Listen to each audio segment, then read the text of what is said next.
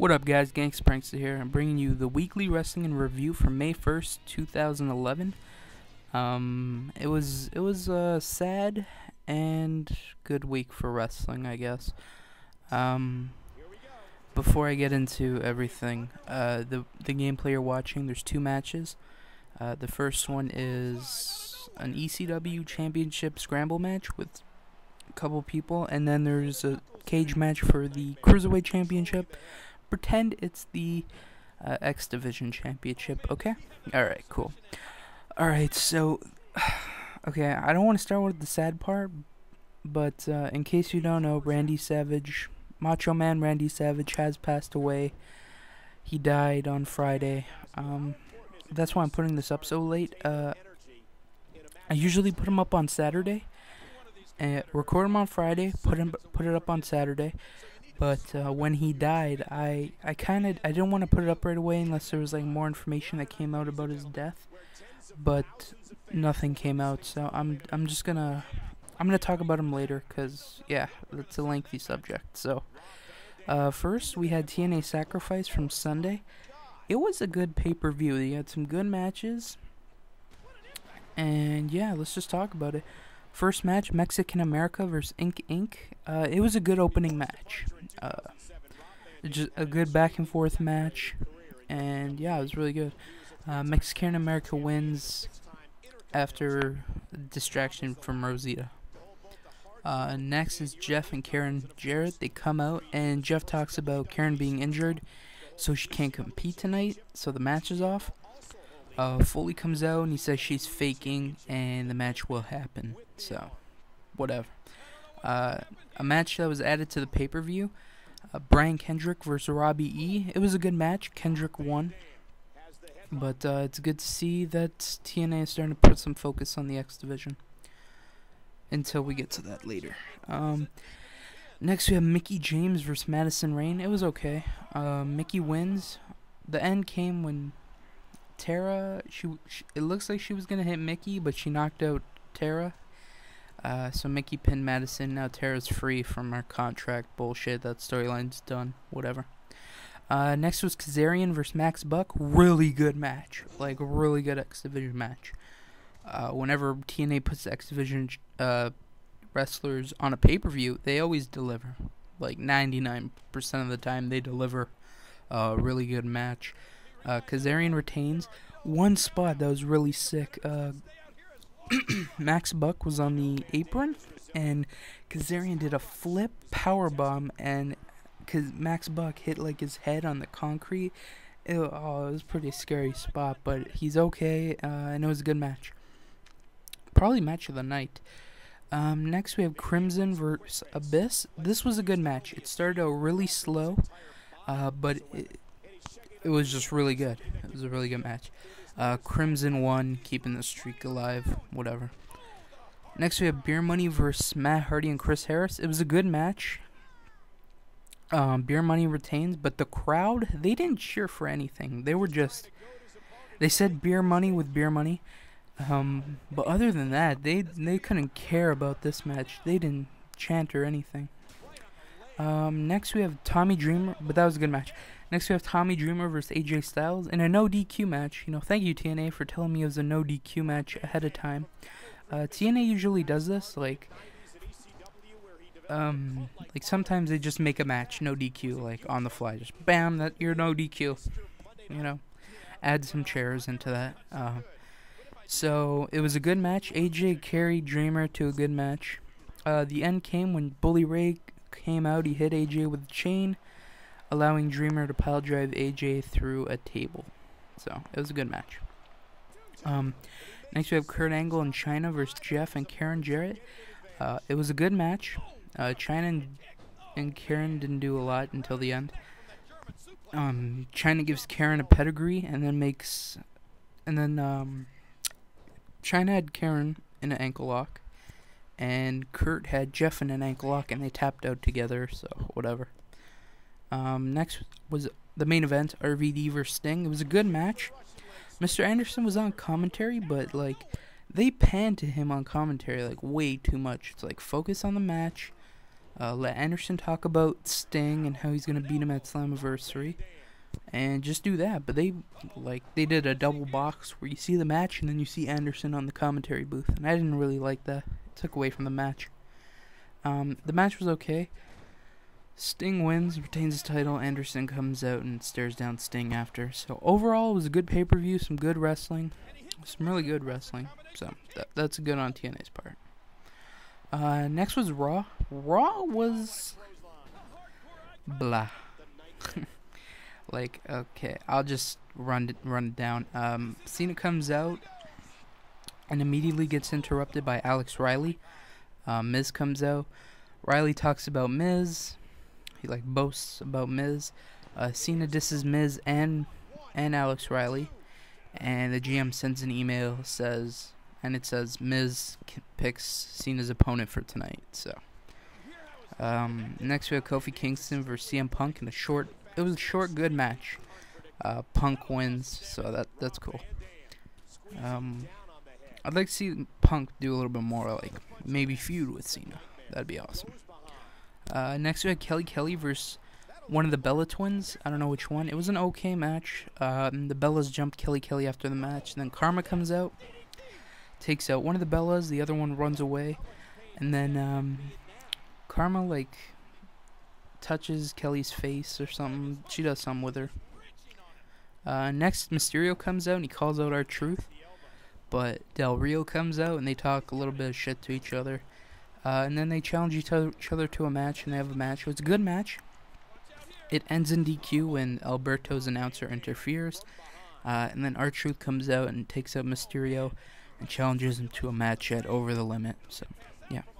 Next, we had Michael Cole and Jerry Lawler. They have a contract signing. It was pretty fucking gay. What a waste of time. They gave this so much fucking time. Kofi Kingston and CM Punk could use this time for their match, because this would have been so much better than this contract signing.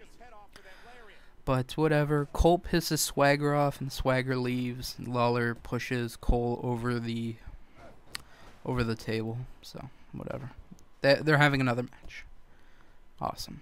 Thank you, WWE. Next we have Kane and Big Show versus Michael McGillicuddy and David Otunga. It was an okay match. Punk and Mason Ryan provide the distraction to allow Nexus to win the match. In the main events, throughout the night, Miz was talking to superstars and stuff, yo, will you face Cena? So Cena comes out, Jack Swagger jumps him off the start, if I remember correctly. They had a really good match, and after the match, Miz jumps Cena with a pipe and beats him down with the pipe, but Super Cena, being Superman that he is, he just fucking shakes it off, and he takes the pipe and beats up Riley and Miz with the pipe. So it was what the fuck, dude? Not even Jesus could take getting hit by a pipe, but this guy, he could take 2-3 shots from it. Overall, Raw was blah.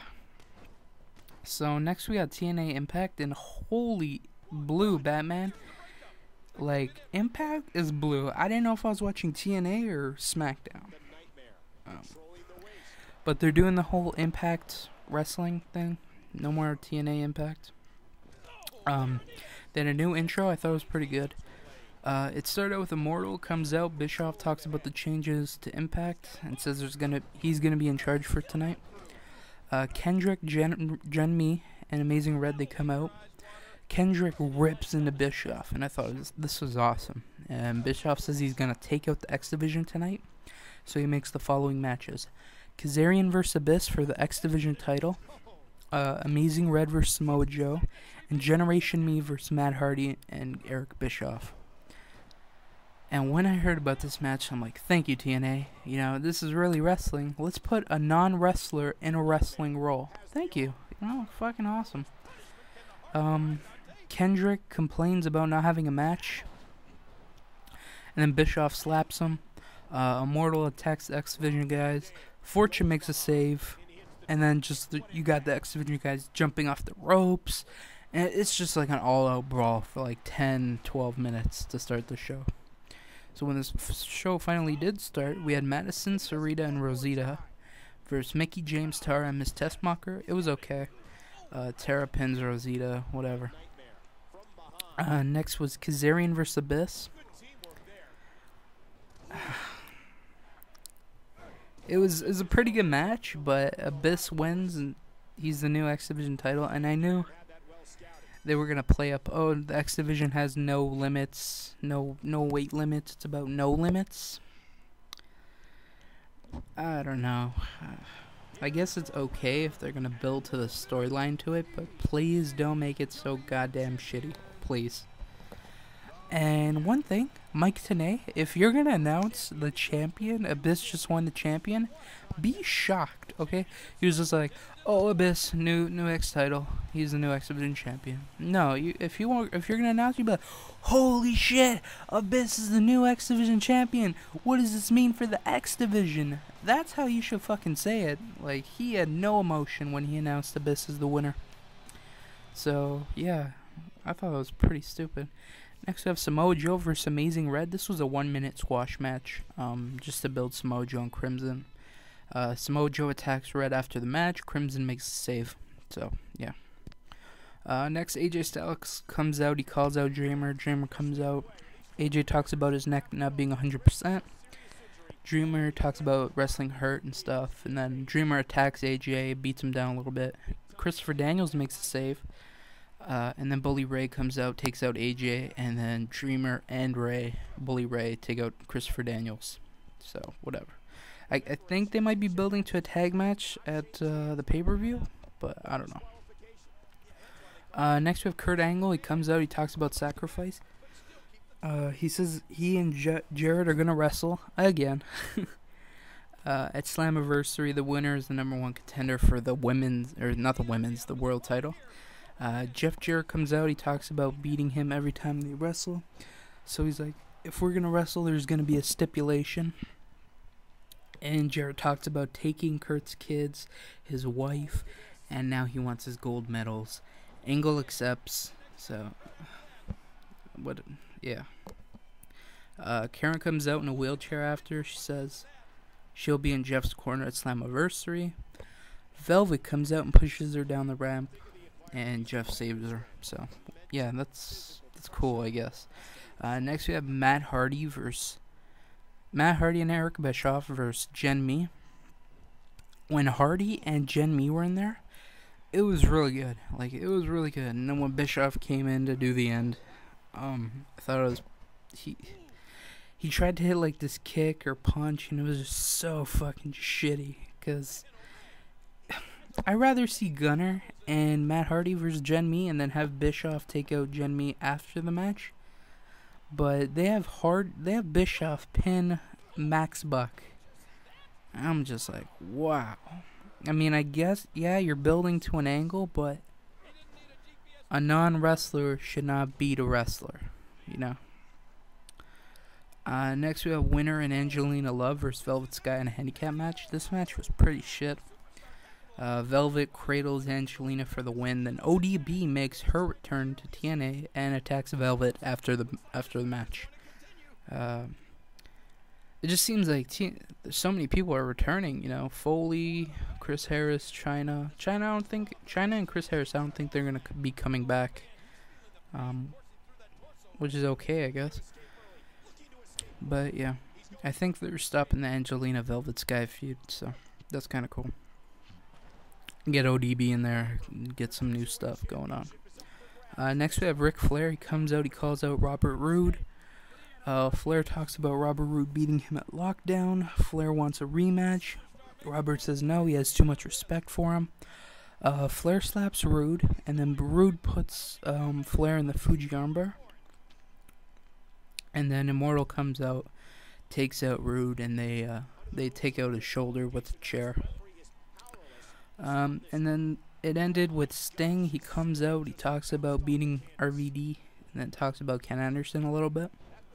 Then the lights go out, and Sting is attacked by Ken Anderson dressed like old school Sting. I thought this was pretty cool. Like, it was a cool concept of Ken Anderson dressing up as Sting, Surfer Sting.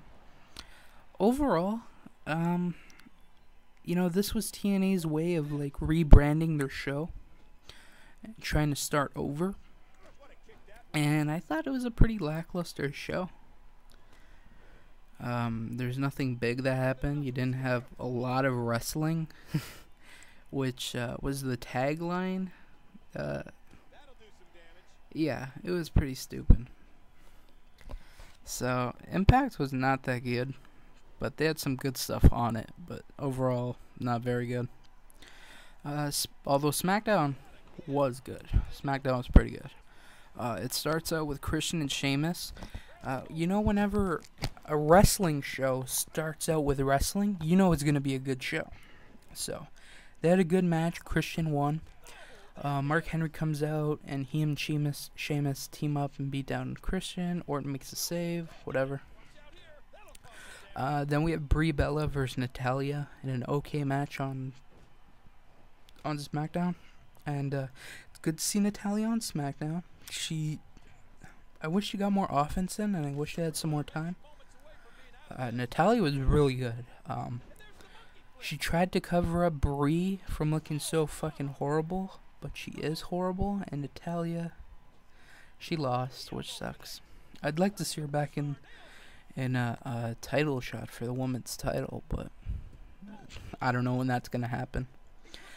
Ezekiel Jackson comes out. He talks about being taken out by the Core, and says he's gonna beat Barrett at Over the Limit. The Core comes. They're about to jump Jackson, but Teddy Long comes out and says it's gonna be the Core versus Ezekiel, Jackson, Kane, and Big Show. It was a good tag team match. Jackson makes Gabriel tap with the torture rack, torture rack backbreaker. Next, Chavo comes out and he talks about Sin Cara disrespecting him, and he says he's gonna do something that Sin Cara can't do, which is beat Daniel Bryan in under 5 minutes. So Chavo will face Daniel Bryan. It was a good match. They had 5 minutes. It was a good match. Chavo did not beat Daniel Bryan, so there was no winner, but I guess Daniel Bryan wins because they just ended the match. And Sin Cara takes out Chavo. Before I continue, I just want to say something about Daniel Bryan. I love him. He's a great wrestler. And I think the role he's going to take, or the role WWE is going to put him in on SmackDown, and don't take this the wrong way, but I think Daniel Bryan is going to be like Chris Benoit.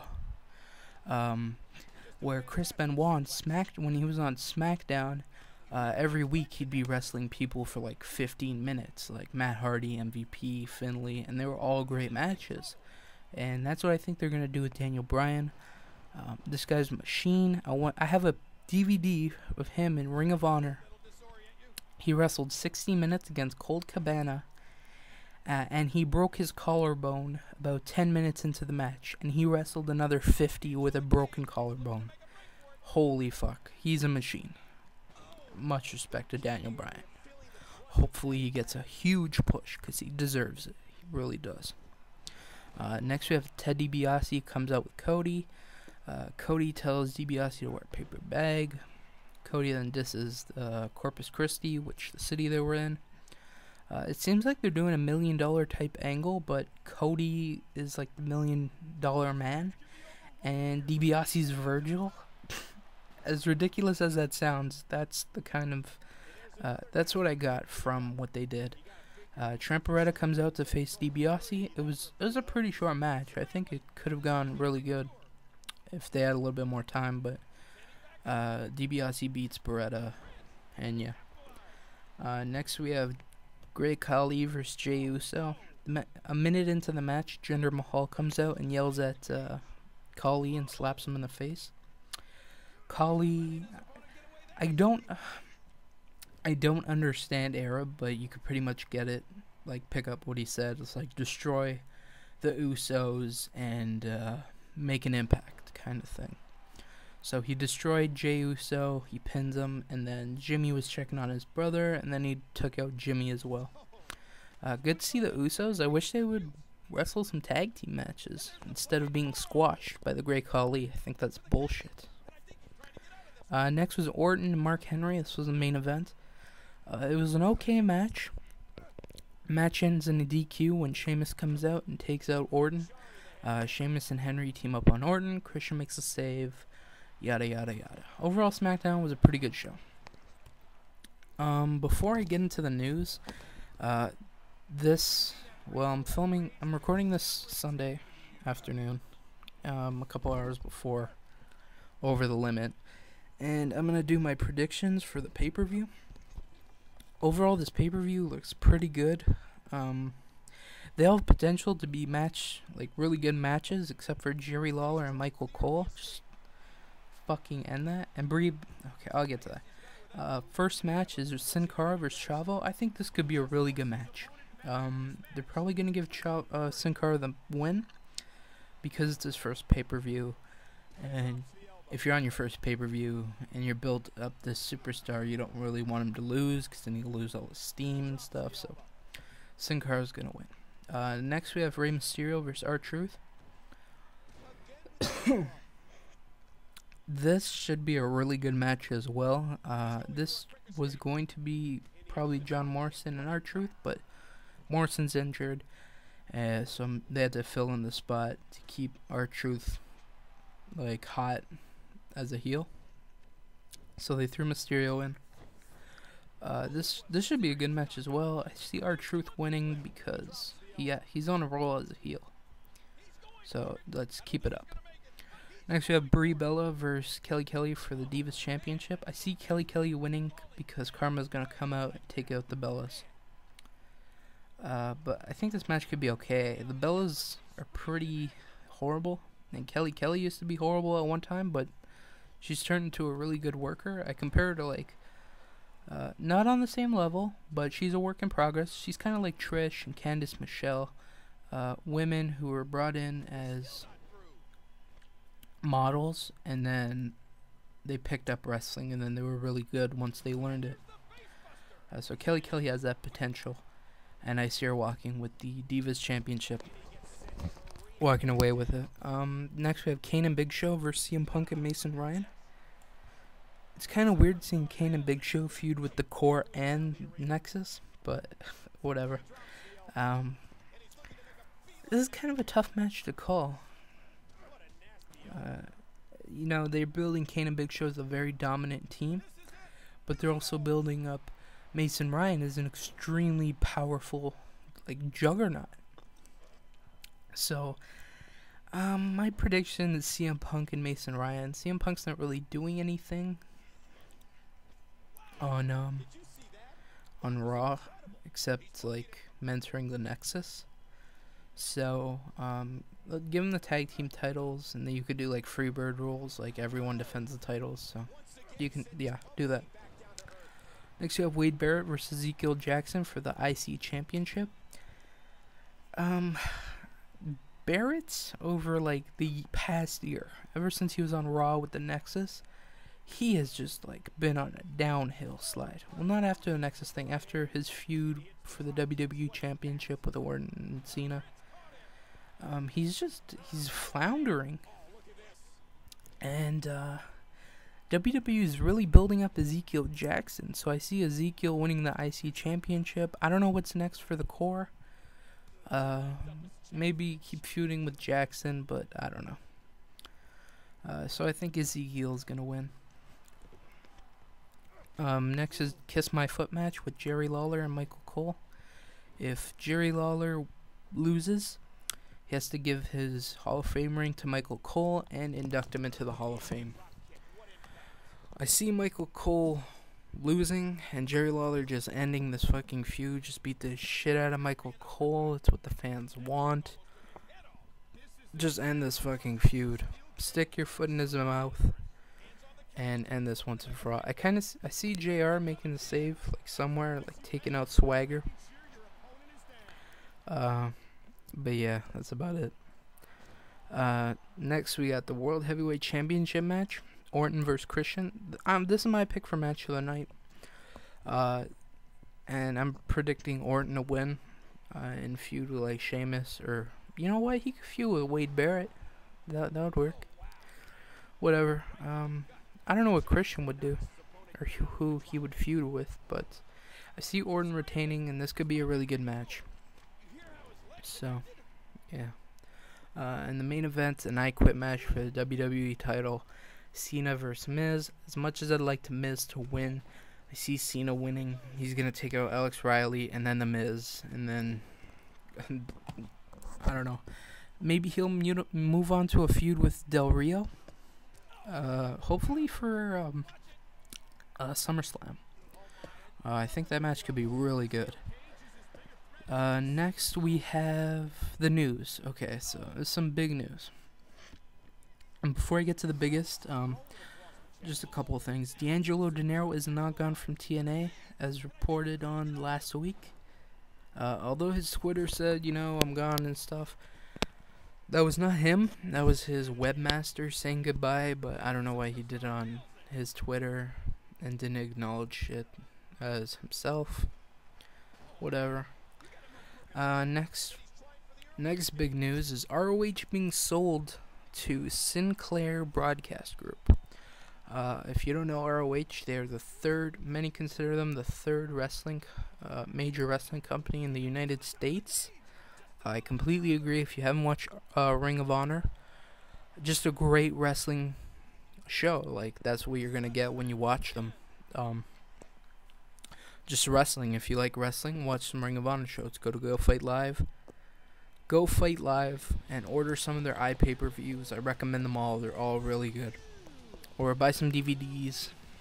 I think they're on sale on their website.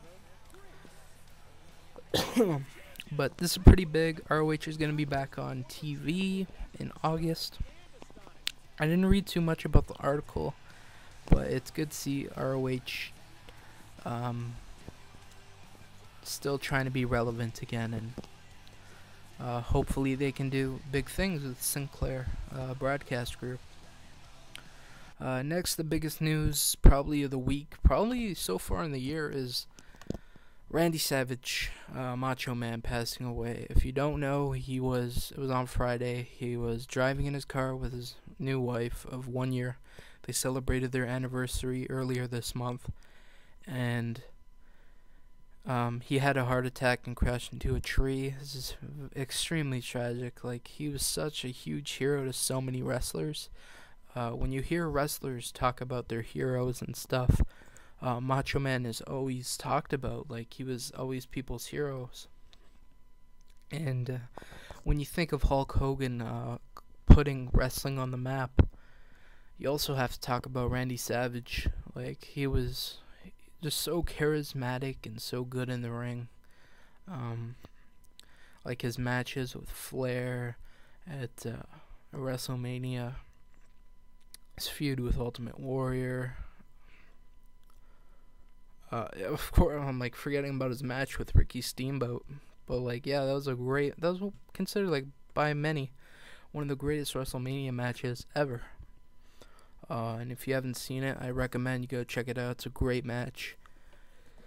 It's just sad because he's one of these guys that he didn't retire early, but he kind of just dropped off the face of the planet, like early 2000s. After Miss Elizabeth died, he kind of went into hiding. And he got married a year ago with his new wife. She was in the car. She didn't sustain any major injuries, which is good to hear. But Randy Savage will be missed in the world of professional wrestling. And you hear about the animosity between him and Vince McMahon. It's kind of sad that that he was never inducted to the Hall of Fame while he was alive. But you can expect he's going to have a spot this year. Which sucks, because it takes a death for him to be realized for his accomplishments by the WWE, which it's extremely petty, but yeah, it's their organization. They pick who they want to put in. But Randy Savage, great wrestler. He will be missed by many. I have nothing but good things to say about him. I mean, I didn't really watch him growing up. He was before my time, but since then, I have gone back and watched old shows, old WrestleManias, old SummerSlams, Royal Rumbles, and I've seen his work, and he's such a good wrestler, such a good talker, so charismatic, and it's very tragic. Um, he didn't die by drugs or alcohol, which is good because that's usually the first thing you think about when you think of the death of a wrestler. So I could talk about Randy Savage for like a long time, but yeah, he'll be missed, buddy. And all I gotta say to end this out is, ooh yeah! That was terrible, but that's my tribute to Randy Savage. Rest in peace, and I hope you see Elizabeth and Sherry Martel in heaven. Alright, this was a weekly wrestling review for May 21st. I'll see you guys next week, and we'll do TNA, Smackdown, Raw, and an Over The Limit review, and any big news that comes out of the world of wrestling. So stay cool, guys. See you next week.